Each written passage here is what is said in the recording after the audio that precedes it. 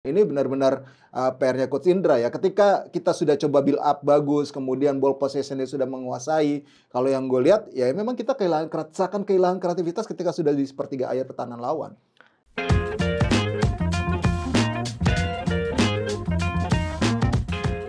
Yo, welcome back to Discord. Diskusi olahraga bareng Rais dan Donzo. Halo Isa, apa kabar? Gimana diserang-serang tipis-tipis? Biasa aja. Biasa aja ya, lah. tapi nggak apa-apa buat teman-teman. Kita doain mudah-mudahan yang punya respon baik, kembali lagi ke hal baik gitu kan. Gitu. Kalau buang respon jelek mudah-mudahan berubah jadi baik aja gitu. Iya, kita biasa aja. Kita biasa aja. Kalian mau perang apa kayak boleh apa. Jadi sebetulnya nggak perlu berlebihan lah. Iya. Nah, kita akan ngebahas kali ini tetap ya sesuatu yang sensitif. Benar. Yaitu timnas sepak bola Indonesia yang berlaga di Asian Games. Betul. Dan sedang mendapatkan hujatan. Iya. Kanan, benar, kiri, benar. depan, belakang, atas, bawah. Karena permainannya jelek. Kalau gue setuju, mereka main jelek. Iya. Harus diakuin. Kalau jelek ya kita bilang jelek. Mereka tidak meyakinkan, walaupun mereka menguasai pertandingan saat menghadapi Korea Utara apa Cina Taipei? Oh, Taiwan. Itu mereka ya sebetulnya akhirnya kalah dan itu hal yang jelas-jelas melukai lah prestasi Indonesia yang selama ini sudah bagus seperti itu. Tapi kalau melihat lawan Korea Utara, kalau gue pribadi melihatnya sebetulnya ya udah segitu yang bisa mereka hadirkan. Kita kalah dengan skor 1-0. Nah, itu bola set piece. Ya, itu mulai set piece. Nah, itu pun menjadi catatan buat Coach Indra Safri. Nah, kalau lu sendiri ngelihat performa timnas Indonesia di Asian Games yang tetap lolos babak 16 besar tapi dengan tidak meyakinkan sehingga babak 16 besar ini. Ya, tim ini sih sebenarnya bukan cuma kurang di soal goal getter ya, tapi soal di improvisasi permainan. Ketika di lini tengah, ketika kita sudah mengalami kebuntuan, ya nggak cuma goal getter itu sebenarnya yang harusnya dituntut gitu loh. Tapi kreasi di lini tengah untuk bisa mendobrak pertahanan lawan. Kan sebenarnya itu ya dalam permainan unit ya, permainan tim gitu. Lo sebagai pelatih lebih paham lah. Lo harusnya ini yang mengomentari hal ini gitu loh. Ya, tapi yang pasti kalau gue lihat memang secara permainan kurang memuaskan dan secara hasil harus diakui ada faktor keberuntungan yang kita dapatkan gitu loh. Untuk lolos ya. Lolos ke babak berikutnya gitu. Mau tidak mau gitu. Walaupun memang Coach Indra Safri dalam sesi konferensi pers kemarin setelah lawan Korea Utara dia tetap mengklaim bahwa kalau secara kualitas permainan kita nggak kalah dari Korea Utara. Ya bener lah, nggak beda-beda tipis lah. Korea Utara pun menurut gue nggak istimewa. Nggak seperti Korea Utara seperti 10 tahun lalu misalnya. Iya, betul. Gitu. Nggak istimewa ketika kita kalah dari mereka di babak 16 besar juga di Asian Games gitu ya. Waktu itu Coach Haji juga nggak seistimewa itu tim Korea Utara yang gue lihat sekarang gitu loh. Kalau gue bilang, gue menarik ya melihat perjalanan. Kita tahu bahwa di AFF kemarin pun sebetulnya kita kondisinya bahkan tergantung sama pertandingan lain. Iya, betul. Untuk bisa lolos ke semifinal dan akhirnya berhasil masuk final justru mengalahkan tuan rumah Thailand walaupun kalah adu penalti. Tapi kalau sekarang yang di Asian Games kita pun masih bergantung di pertandingan terakhir yang membuat kita menjadi peringkat 3 terbaik. Nomor 1 kita ya. Indonesia 1, Qatar 2, Thailand 3 dan Myanmar ini bahkan Thailand aja. Ini beruntung banget loh Indonesia loh. Dapat peringkat 3 terbaik. Iya. Ya, peringkat 3 nomor 1 ya, peringkat 3 nomor 1 dan kita akhirnya ketemu dengan Uzbekistan. Kalau kita runner up ketemunya Korea Selatan, makanya kenapa gue bilang beruntung. Ini Kirgistannya ngotot pas lagi lawan Hong Kong. Mereka kan sempat lawan Taiwan. Mereka sempat ketinggalan duluan loh. Betul. Ketinggalan duluan, terus akhirnya menang. Ternyata mereka itu kalau kalahnya cuma dikit, mereka masih takut gagal lolos. Karena hitung-hitungan mereka kan udah kebobolan banyak tuh. Betul. Iya, akhirnya mereka maksain terus sampai pas 1 akhirnya mereka jadi runner up. Sebetulnya menariknya malah Kirgistan yang akhirnya menghadapi Korea Selatan ya. Dan ini menarik karena kalau bisa dibandingin ya jelas Korea Selatan lebih berat ketimbang Uzbekistan. Karena Uzbekistan lolos hanya mengalahkan Hong Kong 2 kali pertemuan. Benar. Karena ini sebenarnya juga Uzbekistan kalau dilihat dari hasil berarti Uzbekistan ini nggak terlalu istimewa juga. Nah, apalagi itu ya. lawannya kan Hong Kong kan. Walaupun secara peringkat mereka di atas kita ya kalau di level senior gitu. Tapi Indonesia yang saat ini juga nggak istimewa. Iya, benar. Tapi seenggaknya masih ada harapan gitu loh. Dengan skuad yang kita miliki sekarang, apalagi ditambah ada Ramadan Sananta juga baru datang gitu. Ya mudah-mudahan ketanjaman tambah, terus permainan bisa lebih improve. Karena Coach Indra pun ngomong ya dia dengan begitu yakin di press conference kalau tim ini dapat bertanding lagi, insya Allah kalau misalnya main lagi tim ini bisa tampil lebih baik gitu sesuai dengan mungkin game plan-nya dia atau periodisasi dia yang dia udah rancang. Predikat pelatih yang sering dinaungi keberuntungan. Kepada Coach Indra Safri, lo setuju nggak sih? Sebenarnya sih antara beruntung sama emang dia juga bukan cuma beruntung sih kalau gue bilang ya. Karena nggak mungkin juga keberuntungan itu datang kalau tanpa usaha sih, gitu loh. Dari hasil apa yang dia tanam, misalkan dari dia hasil scouting dari dulu ya, dari zaman Evan Dimas dan kawan, kemudian dia mulai membentuk tim di beberapa level dan dia terus memantau sebagai dirtek ya, scouting ya. Ini sebenarnya adalah buah dari apa yang sudah dia lakukan selama bertahun-tahun sih kalau gue bilang gitu. Jadi nggak cuma keberuntungan doang, walaupun itu ada sekian persennya gitu. Iya. Indra Safri mengatakan pada saat preskon bahwa mereka kurang mengantisipasi soal set piece. Tapi juga kan yang jelas kelemahan terbesar adalah bagaimana finalisasi. Menguasai sekitar 70%. Pada saat menghadapi China Taipei atau Taiwan, itu tanpa ada gol tercipta, malah counter attack menghasilkan gol untuk Taiwan. Itu kan menjadi PR besar buat seorang Indra Safri untuk tim nasional kita di Asian Games. Kalau lo melihat sendiri sebetulnya paling lemah atau paling yang perlu dibenahi itu apa? Ketika kita memasuki segitiga akhir pertahanan lawan. Itu paling lemah. Kemarin yang gua sempat mempertanyakan adalah ngapain mereka main umpan-umpan lambung, umpan-umpan crossing, ketika tidak punya striker yang punya postur tinggi seperti Sananta misalnya. Padahal di situ strikernya ada Egy sama Ramai Rumakik yang mereka pasang gitu. Ngapain dia main bola-bola crossing? Ya pasti KO lah, gitu sama Korea Utara, kebaca gitu. Nah itu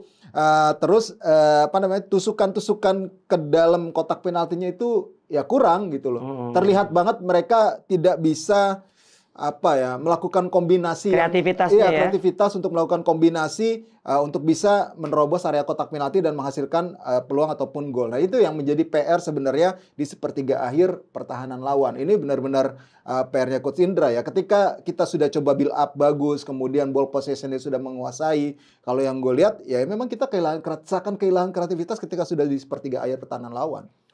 Dari total pemain Indonesia yang dibawa, menurut lo pemain yang paling paling dominan pada saat di skuad Indra Safri saat ini di Asian Games, lo ngeliat siapa? Karena kita tahu bahwa ada 22 nama sebetulnya terdaftar, tapi kan 2 nama kan kemarin Beckham cedera dan Sananta terlambat. Jadi tinggal 21 pemain lah. Lo melihatnya siapa kira-kira yang dominan sekali di eranya Indra Safri di Asian Games ini, sedangkan dan siapa juga pemain yang justru belum tampil secara performa terbaiknya nih? Kalau ngomong yang paling dominan ataupun paling konsisten ya Rizky Ridho. Itu harus nggak bisa dipungkiri gitu loh. Rizky Ridho gitu itu paling konsisten. Dan yang paling flop menurut gue Egy Maulana Fikri. Egy Maulana Fikri sebenarnya pada saat di ini dia lagi tampil bagus ya sebetulnya. Di senior dia tampil oke lah waktu lawan Turkmenistan yang dia cetak 1 gol gitu. Dia tampil oke lah di situ. Tapi di Asian Games ini benar-benar kalau gue bilangnya Egy tidak terlihat. Iya, Hugo Samir, Ramai Rumakik di awal-awal sempat menghebohkan. Ramai Rumakik dengan gocekannya, Hugo Samir dengan kecepatannya. Bagaimana peran kedua pemain tersebut setelah pertandingan pertama? Kalau Ramai Rumakik sebenarnya dia bisa menjadi beberapa kali solusi untuk menghadirkan kombinasi. Sayang saja tandemnya ini kurang bisa menemukan chemistry kalau menurut gua. Kurang bisa menyatu bersama dengan Ramai Rumakik gitu. Untuk menemani Ramai Rumakik untuk melakukan kombinasi di lini tengah. Hugo Samir ini memang striker yang tipikal striker ngotot, kesukaan STY sebenarnya. Tipikal kayak begini gitu loh. Mau kerja ibaratnya dia punya kecepatan, punya kengototan, body ada gitu. Sebenarnya harusnya Hugo Samir nih yang diplot sebagai alternatif sebagai striker utama ya harusnya ya. Bukan Egy kemarin. Akhirnya kan ketika Egy diganti Hugo Samir tuh masuk tuh yang dijadiin striker utama tuh, walaupun memang ya nggak memberikan dampak juga ya ketika lawan Korea Utara, maksudnya nggak terlalu banyak yang bisa dia lakukan gitu di situ karena memang Korea Utara juga tampilnya juga cukup solid. Yang gue lihat Ramai Rumakik masih bisa menjadi solusi untuk bisa menghadirkan kejutan-kejutan, daya kejut dari lini kedua misalnya, nggak cuma di posisi striker karena kan dia bergeraknya lumayan mobile ya. Ketika Coach Indra memasang 2 striker kemarin, 2 striker ini benar-benar mobile, Egy dan juga Ramai Rumakik. Begitu juga ketika Hugo masuk sebenarnya ditaruh di sisi sayap gitu loh. Tapi akhirnya diubah lagi masuk sebagai striker utama. Sebenarnya dari segi posisi per pemain ini cair kalau yang gue lihat. Para pemain bisa multi posisi kayak Alfian Radewangga nggak cuma sebagai bek tengah, gelandang bertahan, atau bisa ditempatkan sebagai bek kiri sebenarnya. Atau formasi dalam 3 bek dia pasti di sisi kiri kan. Nah ini yang gue lihat sebenarnya ada keuntungan sebenarnya dimiliki oleh Coach Indra Safri dengan para pemain yang multiplayer seperti ini. Iya, permainan yang belum jelas terlihat. Bahkan beberapa kali juga salah melakukan passing, lalu juga berganti-ganti dari formasi segala macam. Nah, lo melihatnya apakah menurut lo ya, kacamata lo sebagai seorang wartawan, lo melihat dia atau Coach Indra Safri ini apakah masih tidak memiliki senjata yang memang mematikannya? Belum ketemu? Kalau kemarin ngeliatnya sebenarnya waktu pas lawan Kirgistan kayaknya Hugo nih yang bakal dijadiin super sub. Super sub yang mematikan ya. Tapi kan nggak berjalan tuh. Ketika dia sudah melakukan pergantian pemain beberapa kali di 2 laga tetap mengalami kebuntuan. Berarti ada implementasi di lapangan yang tidak berjalan dari para pemainnya dengan apa yang dia inginkan. Gitu loh. Gue sempat ngelihat ya waktu itu di media sosial ada sekelebatan video gitu dia ngomong ini apa yang mereka tampilkan, Coach Indra ngomong ke pemainnya, apa yang mereka tampilkan sama kan dengan apa yang kita rencanakan gitu loh. Cuma masalahnya kita nggak disiplin aja pemain kita.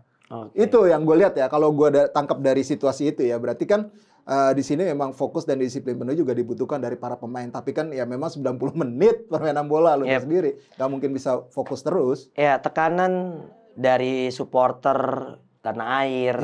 Lalu juga bagaimana sosial media juga dipenuhi dengan komen-komen yang memang menyudutkan. Kalau lo melihat itu bisa mempengaruhi mereka nggak sih? Harusnya sih enggak ya. Para pemain ini kan udah sering ya, udah ada di level profesional lah. Banyak kan semua pasti udah ada di level profesional gitu. Mereka tahu konsekuensinya sebagai pemain nasional dan bermain medsos gitu. Gue yakin Coach Indra juga sudah mengingatkan kepada para pemainnya untuk membatasi itu dulu gitu loh. Mereka untuk fokus di turnamen, apapun itu kritikan ya coba telan aja, terima masukan yang baik-baik. Kalau yang jelek-jelek sampai misalnya membuli ataupun itu memaki ya, ya gue rasa itu nggak terlalu dipikirin banget lah sama pemain. Gue yakin para pemain harusnya sudah bisa kalau kayak gitu ya, menghandle ataupun mengatasi hal-hal seperti itu. Mereka sebenarnya sebagai pemain profesional ataupun pemain nasional harusnya udah bisa mengatasi hal tersebut. Berapa persen peluang Indonesia menghadapi Uzbekistan menurut lo? Masih 50-50. Uzbekistan nggak istimewa juga kok. Ya, artinya lo masih tetap yakin ya? Yakin gue. Masih paling nggak walaupun sampai babak adu penalti, gue masih yakin Indonesia masih bisa menang. Terlepas nanti apapun dibilang ada hoki atau apa, gue masih yakin 50% ini Indonesia masih bisa menang atas Uzbekistan gitu. Dan yang menariknya kalau menang, Indonesia akan menghadapi Arab tim Saudi atau India. Iya, India dan Arab Saudi. Dan menurut lo itu juga nggak terlalu kuat kan? Iya, Arab Saudi sih sebenarnya ya gue lihat di hasil di fase grup dulu ya, Arab Saudi tuh lumayan juga sebenarnya Arab Saudi. Salah satu macan Asia. Salah satu ya sekarang kan mereka juga lagi bangkit juga kan. Mereka tuh posisi kedua kan lolosnya kan, kalah dari Iran. Maksudnya mereka imbang ketika main lawan Iran satu-satunya. Nah mereka menaklukkan Vietnam sama Mongolia lah. Betul. Nah kalau yang gue lihat berarti kan Arab Saudi ini kalau di usia mudanya ya kalau berkaca dari lawan Vietnam aja mereka menang 3-1 lah. Ya berarti kan nggak terlalu jauh lah ya. Nggak terlalu jauh lah kekuatannya. Berarti kita yang penting sekarang fokus dulu sama Uzbekistan. Ketika Uzbekistan lolos, gue yakin nanti jalannya ada aja nemunya. Nah ini dan menarik juga Arab Saudi juga tanpa pemain overage. Iya, tanpa pemain overage. Uzbekistan apa Arab Saudi? Arab Saudi juga, Uzbekistan juga. Iya, dan Uzbekistan juga ada 4 pemain yang bermain di luar negeri ya, di Rusia gitu loh. Nah, kan ini yang sebenarnya berarti kalau gue lihat ya secara level harusnya kita masih bisa mengimbangi lah paling nggak. Ya karena menurut gue memang menariknya peluang Indonesia ternyata walaupun lolos melalui peringkat 3 terbaik ya, dan itu malah membuat Indonesia di posisi yang cukup nyaman karena nggak ketemu dengan raksasa Asia Korea Selatan. Betul. Nah ini yang akhirnya, dan menurut lo dengan kan kita kan bisa dibilang kan timnas ini kan sedang bertanding pemain-pemainnya di liga kan, apalagi beberapa juga pemain andalan klubnya masing-masing. Menurut lo kecapean nggak sih mereka? Enggak lah kalau gue rasa. Enggak ya, artinya masih aman lah ya. Karena emang intensitas pertandingan di Indonesia kan sekarang kan seminggu sekali juga ya. Iya. Nggak terlalu kencang. Terus kalau gue melihat juga sebetulnya kita masih tetap punya peluang karena kita nggak terdetek. Kita ini belum top performance Indonesia sebetulnya dalam bermain. Nah ini dia. Tapi kalau kita melihat kekuatan dari Uzbekistan sendiri, mereka hanya menang 2 kali lawan Hong Kong karena emang di grup cuma 2. Lalu dengan tanpa pemain average, mereka 22 ke bawah bahkan. Nah, kalau lo melihat siapa pemain yang paling berbahaya dari Uzbekistan? Wah, ini agak-agak sulit juga ya kalau misalkan ngomong siapa pemain yang paling berbahaya dari Uzbekistan gitu. Tapi beberapa pemain ya seperti Davronov ataupun Jalolidinov yang mencetak gol ya. Iya, yang kemarin melawan Hong Kong itu juga menjadi salah satu ancaman. Para pemain mereka yang juga berkiprah di luar negeri itu juga menjadi ancaman ya. Tapi yang jelas Uzbekistan ini tipikal-tipikalnya kan pasti tipikal-tipikal permainan dia itu Asia. Dia kan Asia Utara ya, maksudnya agak-agak sedikit ke Rusia ya. Iya, betul, agak ke Eropa gitu yang mengandalkan kekuatan fisik dan juga postur. Nah, ini yang berarti crossing-crossing itu yang mesti diwaspadai oleh kita gitu. Nah, itu dia tuh salah satu kelemahan kita justru kan di sana. Iya, di sana gitu loh. Itu yang mungkin bisa berakibat kita bisa kebobolan melalui set piece seperti itu, dan itu yang harus kita waspadai. Dan ini akan sangat menarik karena buat gua walaupun Indonesia tampil jelek, sebetulnya itu menurut gua kayak ugly win lah. Lu bisa lolos tapi dengan permainan yang tidak meyakinkan. Tapi justru di sini momentumnya. Apakah bisa saat menghadapi Uzbekistan kita bisa memenangkan pertandingan dengan kedatangan Ramadan Sananta. Dan untuk scorer coba mungkin punya opini yang berbeda kan. Kalau gue bisa bilang bahwasanya gue yakin lah masih banyak supporter-supporter sepak bola yang melihat ini secara jernih. Benar. Dan bisa memisahkan ya antara misalnya local pride sama apapun itulah. Ya apapun itu. Coba karena ini timnas loh gitu coba komentar menurut lo hasilnya seperti apa? Dan seperti apa, hancur seperti apa? Misalnya bakal kalah tapi kalahnya seperti apa nih? Benar. Dan berapa skor yang kira-kira kalau kalah berapa, kalau menang berapa? Kalau lo prediksi susunan pemain, Don. Prediksi susunan pemain dengan adanya Ramadan Sananta, lu bakal kayak gimana? Kalau sebagai pelatih ya, gue berkaca dari lu sebagai pelatih ya. Karena nih Coach Indra dalam 3 pertandingan di fase grup dia mengubah-ubah starting 11 dia. Iya betul. Itu yang paling ketara kan di pertandingan kedua kan lawan Taiwan. Terus di pertandingan ketiga hampir mirip dengan pertandingan pertama, tapi kalau gue nggak salah ingat itu ada 2 pemain yang berbeda dari pertandingan pertama lah. Itu Dewangga sama kalau nggak salah Taufani ya kalau nggak salah. Nah itu lo ngeliatnya seperti apa nanti skema yang bakal dimainkan oleh Coach Indra? Ya kalau gue sih Enando Ari tetap ada di Mister Gawang ya. Rizky Ridho dan juga Andi Setio. Mungkin ini tinggal satu lagi sih yang gue ngerasa kayaknya gue lebih cenderung Dewangga dimasukin sebagai 3 center back. Iya, 3 center back yang emang akhirnya bermain bersama Rizky Ridho, karena gue melihat Dewangga juga dalam posisi yang emang untuk defender juga sangat oke gitu. Apalagi juga kita butuh set piece tendangan bebas juga atau lemparan juga yang Dewangga juga butuhkan itu, bisa lakukan itu bersama Robi Darwis sebetulnya gitu. Nah, itu akan seru sih kalau misalnya kita memaksimalkan lemparan ke dalam seperti halnya Pratama Arhan atau Robi Darwis di AFF kemarin.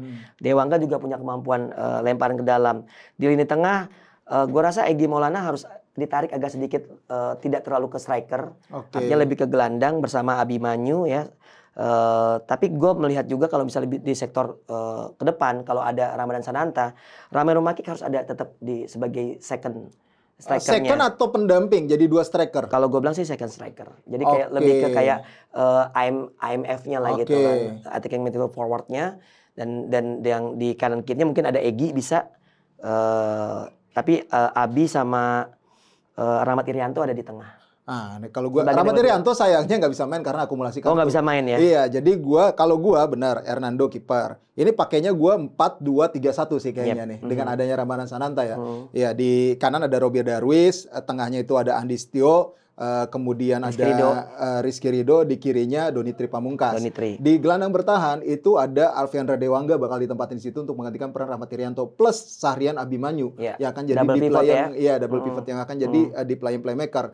Kemudian 3 di tengahnya itu ya di kanan ada Egy, kemudian di kiri ada Ramai Rumakik, di tengahnya ada Taufani yang masih akan jadi andalan sih kalau menurut gua untuk bisa ataupun bergantian nanti dengan Ramai Rumakik menjadi second striker ya.